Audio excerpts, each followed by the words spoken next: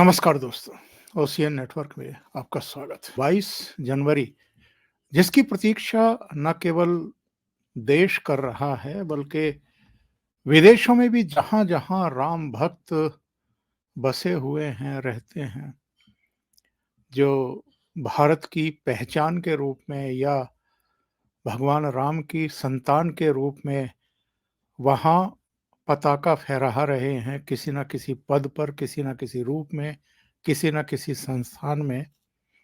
उनके लिए भी ये एक गौरव का दिवस है और सब इसकी पता नहीं कब से प्रतीक्षा कर रहे थे। दशकों से, सदियों से, कई पीढ़ियां चली गई, संघर्ष करते हुए, बलिदान देते हुए, असंख्य बल्कि मैं तो कहूँगा हजारों, लाखों लोग 70 बार प्रयास हुए हैं, 70 से भी अधिक बार, 77 बार। जब अलग-अलग आंदोलनों को बहुत निर्ममता के साथ कुचला गया है, दबाया गया है, लोगों को मारा गया है और तब जाकर के अब ये एक दिन आया है, जिसको लेकर के एक उल्लास का वातावरण है, एक उत्साह का वातावरण है।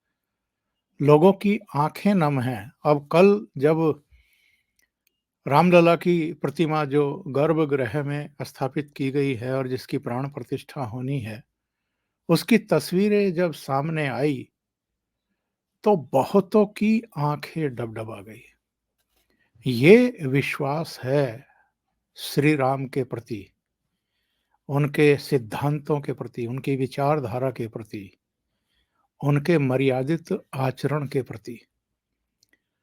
और ये सब बातें हम तब कर रहे हैं, जब जिनको हम अपना लीडर मानने की भूल करते हैं, वो अमर्यादित आचरण करते हैं। दूसरों के प्रति बहुत ही असम्मानजनक भाषा का प्रयोग करते हैं, जो सारी हदें लांघ जाते हैं, राष्ट्र हित को ताक पर रख देते हैं। हम ऐसे अवसर पर इस दिन की प्रतीक्षा कर रहे हैं, जब फिर से हमारा जो गौरव है, जो हमारा सम्मान है, जिसको घात-प्रतिघात के साथ कुचला गया, दबाया गया, हमारी पहचान को नष्ट करने की कोशिश की गई। अब जाकर के जब सदियों के संघर्ष के बाद एक संकल्प लिया गया, एक शपथ ली गई, उसके बाद संकल्प और शपथ से लेकर के सिद्धि तक का मार्ग तय किया गया और आज हम कह सकते हैं कि उसका फल हमें इस रूप में मिल रहा है। ये सफ़र कैसा रहा है और यहाँ तक का जो संघर्ष है और जो इस समय जिस बिंदु पर हम खड़े हैं, जहाँ से एक रास्ता जा रहा है 1947 2047 की तरफ, जिसके बारे में हमारे प्रधानमंत्री ने ये संकल्प लिया है, नया संकल्प लिया है कि हम विकसित भारत बनाएंगे 2047 तक और उसके लिए क्या-क्या कदम उठाए जाने हैं, उस दिशा में हम बढ़ रहे हैं। आत्मनिर्भरता की तरफ बढ़ रहे हैं। नई पार्लियामेंट हमने बना दी है, जो अंग्रेजों के द्वारा बनाई गई और भेंट की गई या छोड़ी गई पार्लियामेंट थी, उसको हमने छोड़ दिया है। उसको भी धन्यवाद किया है। उसमें भी बैठ कर के बहुत सारे कानून बदले गए हैं, नए बनाए गए हैं। उसका भी अपना एक स्थान है, उसका कोई तिरस्कार नहीं है, लेकिन अपनी पार्लियामेंट, ऐसे बहुत सारे काम हो रहे हैं जो अब अपने हैं। भगवान राम का भव्य और दिव्य मंदिर भी अपना है। आज मेरे साथ बहुत ही खास मेहमान जुड़ रहे हैं। वैसे तो हम उनको जो बॉलीवुड फ़िल्में हैं, जो सीरियल्स हैं, जो भाषाई सिनेमा है, उसकी समीक्षा के लिए जानते हैं और जाने-माने समीक्षक हैं। उनकी अपनी एक पहचान है। प्रतीक बोराड़े, जिनका मैं व्यक्तिगत तौर पर भी बहुत सम्मान करता हूँ, क्योंकि वो राष्ट्रवादी हैं और डंके की चोट पर बात कहने की क्षमता रखते हैं। तो ऐसे अवसर पर ज़रा हम उनसे चर्चा करेंगे कि ये जो क्षण है, इन क्षणों को वो कैसे देख रहे हैं, कैसे जी रहे हैं और इसके बाद आगे की उम्मीदें कैसी उनकी हैं? प्रतीक जी, बहुत स्वागत है आपका। नमस्कार। सर, आपका भी बहुत-बहुत धन्यवाद कि आपने इस चर्चा के योग्य मुझे समझा, अपने चैनल पर बुलाया इस विषय पर चर्चा करने के लिए। और बाकी मेरी भावनाएँ वो तो हर हिंदू पूरे विश्व भर में जहाँ पर भी है, वो उस उन जो अंदर प्रसन्नता है, जो खुशी है, उसका शब्दों में वर्णन नहीं हो सकता। और मैं तो यही सोच रहा हूँ कि पता नहीं पूर्व जन्म में मैं कौन से पुण्य किए होंगे कि हम इतने सौभाग्यशाली है कि इस क्षण के हम साक्षी बन रहे हैं। इतिहास के सबसे दिव्य, सबसे भव्य ऐसी घटना के हम साक्षी बनने जा रहे हैं।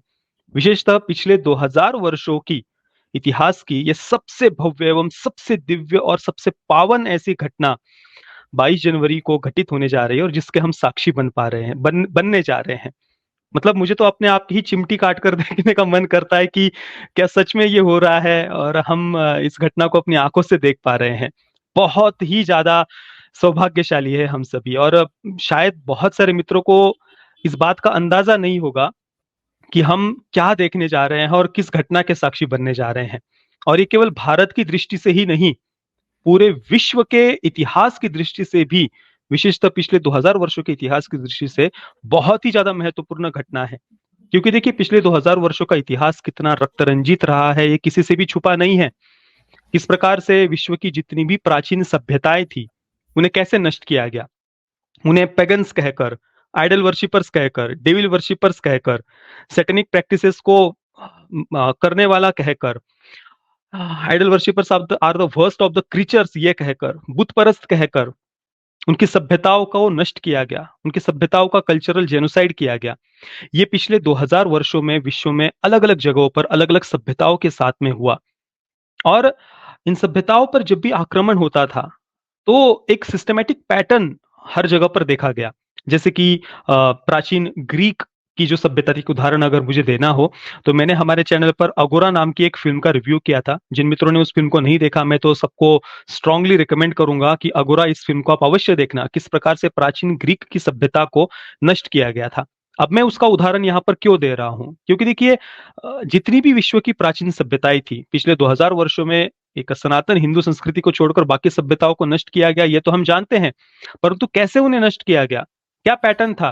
तो एक सिमिलर पैटर्न हमें सब जगह पर देखने को मिलता है कि जिस भी सभ्यता पर आक्रमण होता था, सर्वप्रथम उस सभ्यता के जो प्रमुख पूजा स्थल होते थे, जो टेम्पल्स होते थे उन एंशिएंट कल्चर्स के, उनको टारगेट किया जाता था।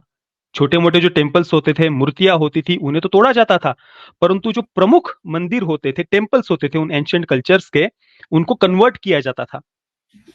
जो भी आक्रमणकारी होते थे वे अपनी रिलीजियस फेथ में उन टेम्पल्स को कन्वर्ट करते थे।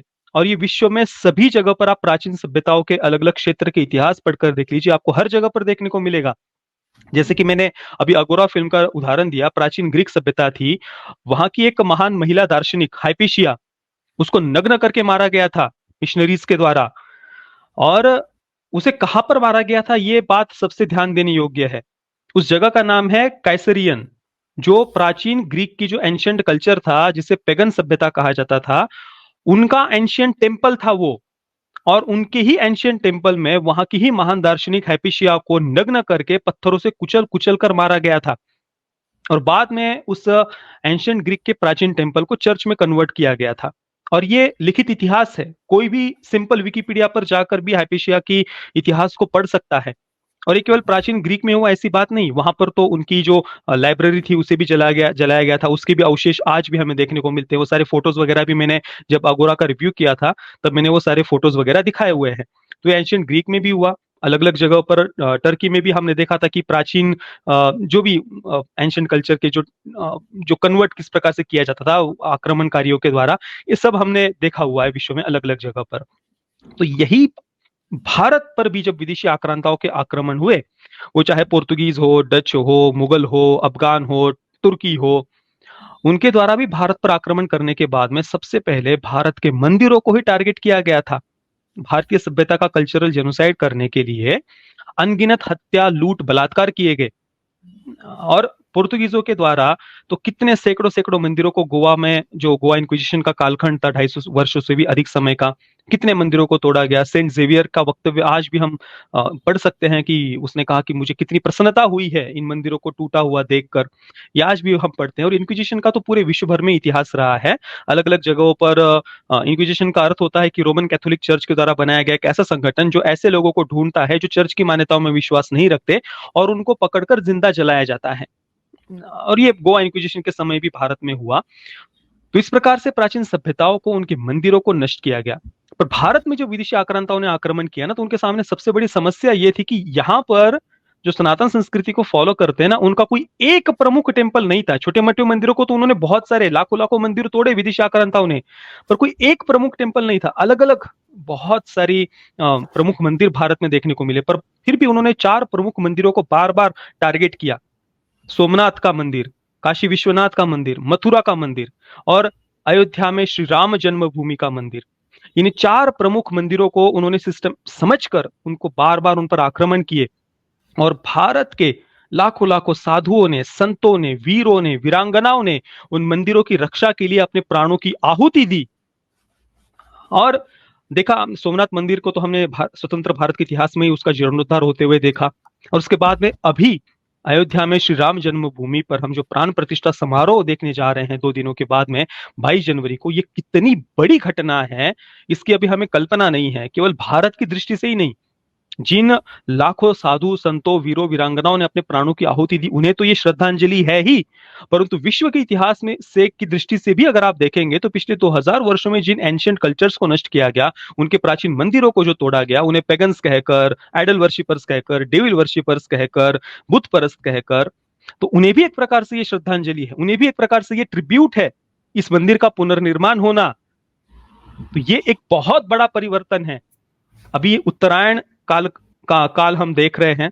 14-15 जनवरी के बाद में भगवान सूर्य नारायण उत्तरायण में उत्तर दिशा की ओर जाते हैं। तो उसी प्रकार से हम ये सनातन वैदिक हिंदू संस्कृति का उत्तरायण कालखंड इसके बाद हम देखने वाले हैं, जहां पर एक प्रकार से पुनर्जागरण हम कह सकते हैं, सांस्कृतिक पुनर्जागरण भारतीय सभ्यता का। और बहुत बड़ी घटना है, केवल भारत की दृष्टि से ही नहीं, तो पूरे विश्व के इतिहास की दृष्टि से भी ये बहुत बहुत बड़ी घटना है। प्रतीक जी, हम लोग भूलने के आदी हैं, हम स्मृति दोष के शिकार हैं, खास तौर से भारतीय। लाल किले से हमारे प्रधानमंत्री क्या-क्या बोलते हैं, हम ये 16 अगस्त को ही भूल जाते हैं आमतौर पर। 2-4 दिन चर्चाएँ होती हैं, स्टूडियो में बैठ कर के गाली-गलौच होती है, और एक अजीब-सी हमने बीमारी पाल ली है, जो हमारे नायक हैं, एक्चुअल में नायक हैं, उनको हम खलनायक बनाने पर आमादा हो जाते हैं, और जो वाक़ई रियल हीरो हैं, उनको हम नहीं पूजते हैं। जो नकली कथाओं पर अभिनय करते हैं, उनको हम असली हीरो मान लेते हैं। बहरहाल मैं उस तरफ नहीं जाना चाहता आज। मैं ये कहना चाहता हूँ कि लाल किले की प्राचीर से प्रधानमंत्री नरेंद्र मोदी ने एक बात कही थी, और याद आ जाएगी दर्शकों को। उन्होंने कहा था कि आज इस कालखंड में हम जो करेंगे, वो अगले 1000 वर्ष तक के भारत का रूप और स्वरूप तय करेगा। 1000 साल की सोच करके वो चल रहे हैं, और उस दिशा में स्टेप भी उठा रहे हैं, बहुत ठोस पहल कर रहे हैं। अभी नीति आयोग की एक रिपोर्ट आई है, जिसमें बताया गया है कि 2024 से लेकर के अब तक इन 9.5 पौने 10 वर्ष में ही 25 करोड़ की आबादी गरीबी की रेखा से ऊपर आ गई है। मैं यहाँ एक पत्रकार के नाते बैठा हूँ, एक विचारक के, एक लेखक के तौर पर बैठा हूँ। मेरी भी कुछ पुस्तकें आई हैं, कई अखबारों में संपादक रहा हूँ। मैं केवल तथ्य के आधार पर इस सरकार और इस प्रधानमंत्री की प्रशंसा करता हूँ और समर्थन करता हूँ। लेकिन हम देख रहे हैं, इस शुभ अवसर पर भी जब हमें गौरवान्वित होना चाहिए था, जब हमारा आत्मविश्वास बहाल किया जा रहा है, जिस हमारे सम्मान को, गौरव को, जिस सांस्कृतिक विरासत को, जिस हमारी पहचान को सदियों तक दबाने की कोशिश की गई। अकेले औरंगजेब के समय 1000 मंदिरों को तोड़ा गया था और उन उससे पर भी ज़्यादा मस्जिदें अधिक। तामील की गई थी। इसका मतलब ये है कि मंदिर केवल मंदिर नहीं होता है, मंदिर जो है वो एक बहुत बड़े समुदाय को रिप्रेज़ेंट करता है। रिप्रेजेंट भी करता है और कल्चरली, सोशली, इकोनॉमिकली उनको समृद्ध करता है।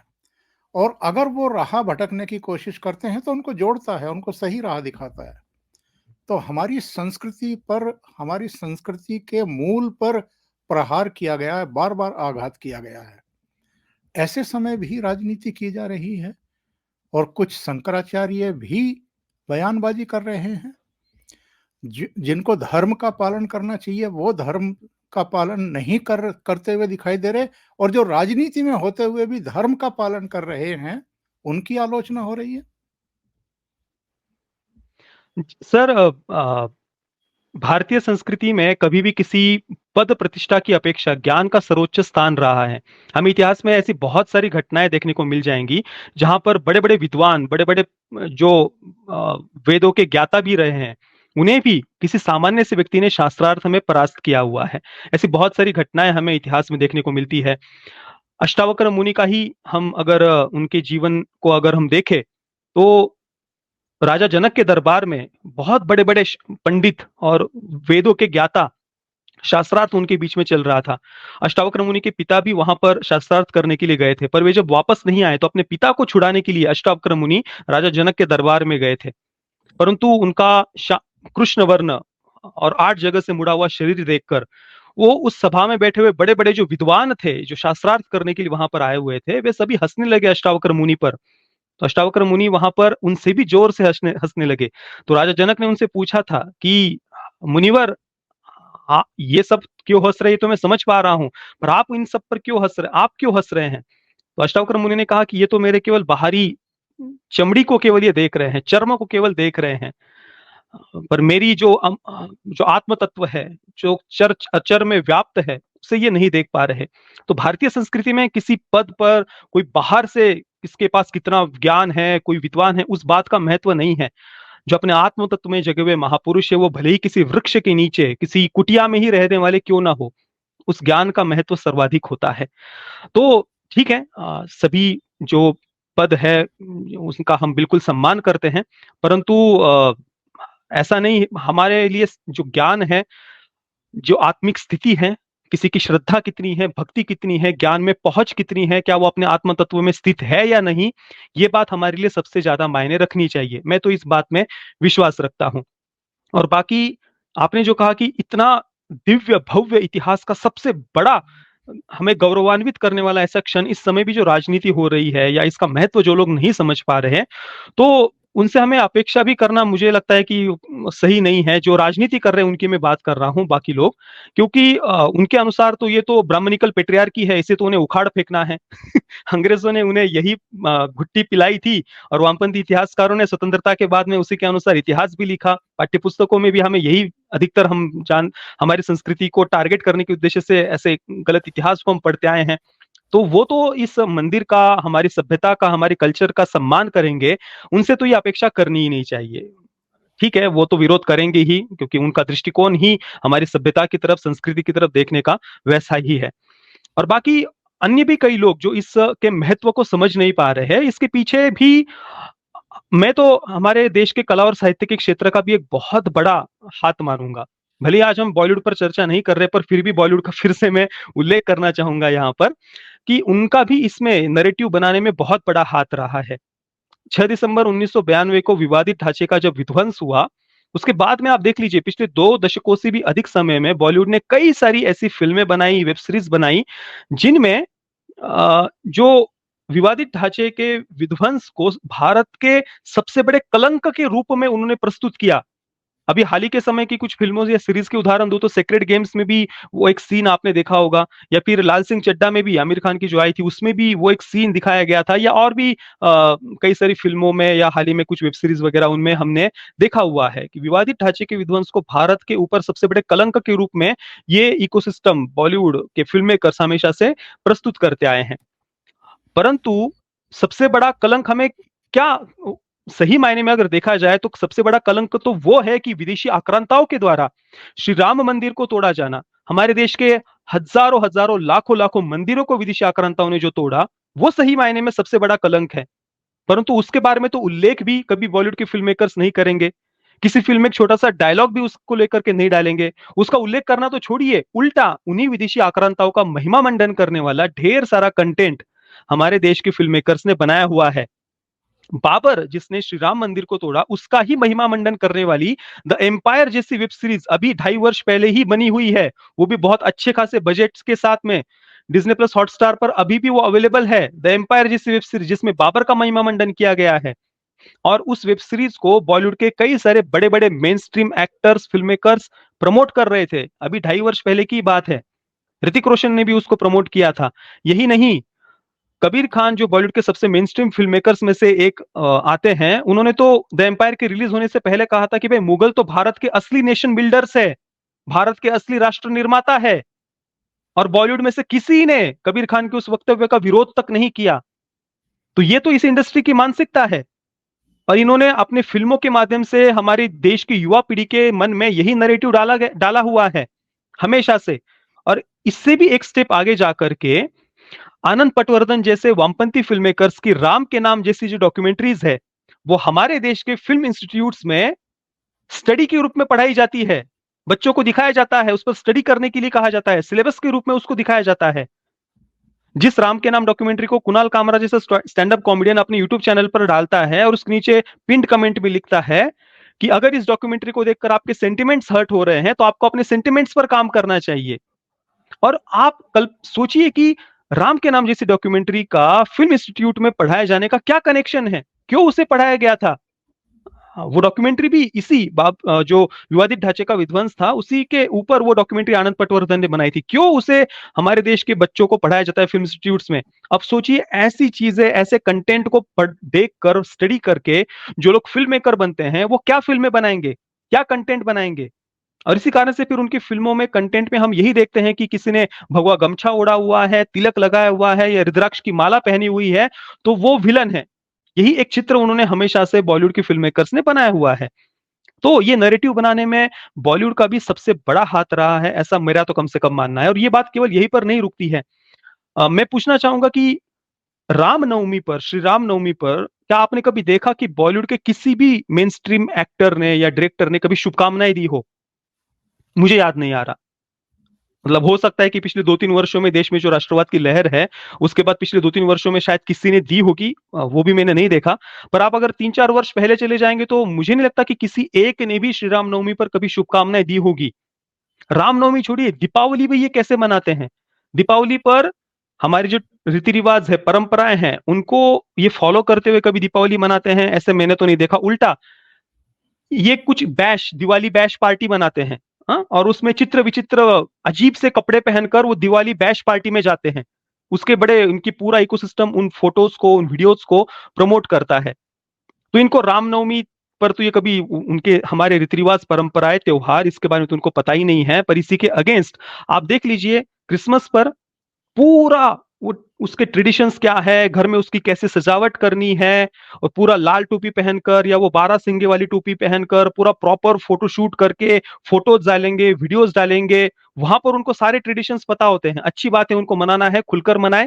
परंतु क्या दीपावली पर कभी ये कोई ट्रेडिशंस फॉलो करते हैं? क्या इन्हें वसुबारस, धनतेरस, नरक चतुर्दशी, लक्ष्मी पूजन, भाई दूज इनके नाम भी पता है या इन पर क्या परंपराएं होती है ये भी पता है? नहीं। तो ये मेरे अनुसार तो अधिकतर हमारे रूट से, कल्चर से जो युवा दूर गए हैं, इसमें सबसे बड़ा हाथ एक तो फ़िल्म इंडस्ट्री का भी रहा है।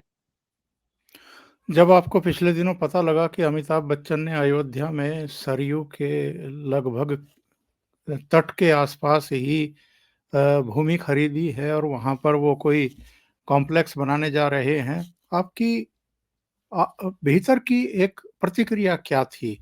या इधर जो हम देख रहे हैं, ये भी सवाल मैं आपसे पूछने वाला था कि जो 22 जनवरी को आमंत्रित हैं बॉलीवुड से, उसमें कई ऐसे नाम हैं, कई ऐसे चेहरे हैं जो कंट्रोवर्शियल भी रहे हैं या पहले उनकी पहचान कुछ और थी, आजकल बदलती हुई इस हवा में, राम लहर में या मोदी की लहर में वो थोड़े-से बदले-बदले मेरे सरकार नज़र आ रहे हैं। ऐसे लोग भी आमंत्रितों की सूची में हैं। कोई क्राइटेरिया होना चाहिए कि नहीं होना चाहिए जब आप किसी क्षेत्र विशेष के लोगों को इस तरह के आयोजन में बुलाएँ? सबसे पहले तो अमिताभ बच्चन जी ने जो ज़मीन वहाँ पर खरीदी है, मेरे अनुसार तो मैं जितना समझता हूँ बॉलीवुड के अधिकतर जो लोग हैं वो बहुत ही बिज़नेस माइंडेड, मनी माइंडेड होते हैं। अब उसके पीछे भी वही उद्देश्य मेरा तो कम से कम लगता है।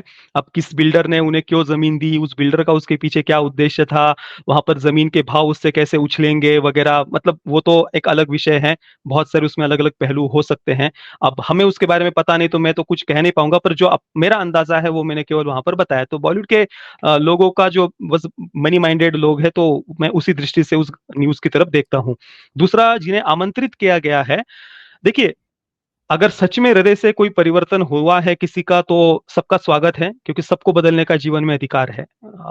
ऐसा तो नहीं है कि हम बिल्कुल बदल हमें इतिहास में भी हम कई सारे ऐसे संतों के बारे में पढ़ते हैं, जो पहले के जीवन में कुछ अन्य थे, परंतु और इवन कुछ संतों का इतिहास तो हम ऐसा भी पढ़ते हैं जिन्होंने कई ऋषियों को ही उनकी निंदा की थी। ऋषियों की संतों के निंदक थे, वे ही बाद में उन संतों के सबसे बड़े सत्शिष्य के रूप में उभर कर सामने आए हैं। ऐसा भी हमें इतिहास में बहुत सारे पढ़ने को मिलता है। अब बॉलीवुड में सच में किसी का हृदय परिवर्तन हुआ है, नहीं हुआ है, ये तो उनकी अंतरात्मा जाने। बाकी ठीक है, बुलाने का उनको आमंत्रण भेजा गया है, अब वो आएँगे, नहीं आएँगे, ये उनके ऊपर है। मेरे अनुसार तो आएँगे भी, क्योंकि अभी इतनी जो पूरे देश भर में एक राष्ट्रवाद की लहर है, तो उसके विरुद्ध तो विपरीत तो वो जाएँगे नहीं। परंतु मुझे नहीं लगता कि बॉलीवुड के अधिकतर जो लोग हैं, उनमें कोई परिवर्तन ऐसा आया होगा। हाँ, कुछ-कुछ लोग बिल्कुल बदले हैं, वो पहले के समय में उनके कुछ अलग विचार थे, अभी के समय में अलग है, और वो खुलकर इन बातों को बताते भी हैं, खुलकर कहते भी कि भाई हम पहले कम्युनिस्ट थे, अभी हमारे विचार बदले, तो अच्छी बात है, उनका स्वागत ही है, सबको अपने विचार बदलने का बिल्कुल बदलना ही चाहिए। मैं तो कहता हूँ कि अभी भी जो वामपंथी विचारधारा से है, वो भी अपने विचार बदले, वो भी प्रभु श्री रामचंद्र जी की भक्ति करे। बाकी तो आमंत्रण ठीक है, उनको कुछ एक न्योता देना था, बस उस उद्देश्य से उनको दिया गया है, बाकी तो उनकी अंतरात्मा जाने। आखिर में मैं ये ज़रूर जानना चाहूँगा कि इस देश में एक जमात है और बड़ी जमात है, जो सबसे ज़्यादा हल्ला भी काटती है। इस जमात ने प्रभु राम को भी सांप्रदायिक बताने की हिमाकत की है। जो प्रभु राम के प्रति आसक्त हैं, आस्थावान हैं, उनको भी अपमान करके उनका मज़ाक उड़ाने की कोशिशें हुई हैं। कोटि-कोटि हिंदुओं का भी अपमान किया गया है, बल्कि खुद को हिंदू बताने में भी बहुत सारे लोगों को शर्म महसूस होती रही है। और ये वो लोग हैं जो खुद को सेकुलर कहते हैं, लेकिन जब पाकिस्तान में, जब बांग्लादेश में, जब कनाडा में हिंदू मंदिरों पर प्रतिघात किए जाते हैं, उनको तोड़ा जाता है, पूजा पंडालों पर आक्रमण किए जाते हैं, तो ये आपराधिक चुप्पी साध लेते हैं। क्या कहेंगे इस जमात के बारे में? सर, वैसे तो अभी इतना परिवर्तन आ गया है, मैं अगर बताऊँ तो मैं तो बहुत लंबे समय से सोशल मीडिया से जुड़ा हुआ हूँ, लगभग 2011 के अंत से 2012 से ही फ़ेसबुक पर भी मेरा पेज रहा है, और बाद में यूट्यूब पर भी 2015 के अंत में, 2016 से मैं आ गया था। तो मैं इतना अवश्य कह सकता हूँ कि आज से 6-7 वर्ष पहले अगर हम जाएँ ना, तो लोग जय श्री राम कहने से भी हिचकिचाते थे। नहीं कहते थे लोग। मतलब कोई तुरंत सांप्रदायिक होने का टैग लगा देगा, ये डर अंदर रहता था। और मैं खुद भी जब जय श्री राम अपने वीडियो के अंत में वो कहता था, तो आज से बस 6 वर्ष पहले का समय है। लोग तुरंत ऐसे-ऐसे कमेंट्स नीचे आते थे ना कि तुम तो हेट स्प्रेड कर रहे हो, तुम तो सांप्रदायिक हो। मतलब प्रभु श्री रामचंद्र जी का नाम लेना ही आप हेट स्प्रेड कर रहे हैं, ये सर्टिफिकेट आपके माथे पर लग जाता था। ये समय था। परंतु आज देख लीजिए, पूरा देश राममय हो गया है, और सोचिए उन लोगों के छाती पर कैसे सांप लौट रहे होंगे आज, जो 5-6 वर्ष पहले तक राम नाम लेने तक नहीं देते थे। आज उनके अंदर क्या अवस्था होगी। मुझे तो बेचारों पर दया आ रही है और आने वाले समय में तो और भी बहुत सारा परिवर्तन हमें देखने को मिलेगा। पर अभी एक को कुछ और उदाहरण हमें देखने को मिलते हैं, जैसे कि दूरदर्शन पर मैं उनका नाम भूल रहा हूँ, जो गायिका है, उनका एक इंटरव्यू आया था, देखिए आपको नाम अगर याद हो। उन्होंने कहा था कि उन्होंने एक गीत में केवल प्रभु श्री रामचंद्र जी का जन्म अयोध्या में हुआ है, ये उस गीत के बोल थे। वो उन्होंने केवल वो गीत गाने को शुरुआत की थी तो उसका प्रसारण रोक दिया गया था। मैं उनका नाम भूल रहा हूँ, मैंने अपने वीडियो में बताया था। तो वो इंटरव्यू, ऐसा समय भी देश ने देखा हुआ है कि आप नेशनल ब्रॉडकास्टर पर ये नहीं कह सकते कि राम जी का जन्म अयोध्या में हुआ है। वो समय भी देश ने देखा हुआ है। और आज हम देख रहे हैं कि प्रभु श्री रामचंद्र जी का भव्य मंदिर बन रहा है। राम जी का अस्तित्व जो नकारते थे, नेशनल ब्रॉडकास्टर पर राम जी का जन्म अयोध्या में हुआ है, ये तक जो नहीं कहने देते थे, वहां से लेकर के आज हम यहाँ तक आए हैं। और जो लोग डराने का प्रयास करते थे ना कि भाई ये हो जाएगा, वो हो जाएगा, वगैरह वगैरह, मतलब वो तो चाहते थे कि ऐसा कुछ हो, परंतु ना, जो भी है बहुत ही बढ़िया तरीके से जो आयोजन हो रहा है प्रसन्नता के साथ में, बहुत बड़ी बात है। ये तो किसी ने भी इमेजिन नहीं किया होगा जो आज हम अपनी आंखों से देख रहे हैं। मुझे नहीं लगता कि आज से 2-3 वर्ष, 3-4 वर्ष पहले तक किसी ने ये सोचा भी होगा कि ऐसा हम कुछ अपने जीवन में देख पाएंगे। प्रतीक जी, बहुत बहुत धन्यवाद, बहुत आभार आपका। ओशियन नेटवर्क के लिए आपने समय निकाला है। जय श्री राम। जय श्री राम सर, धन्यवाद।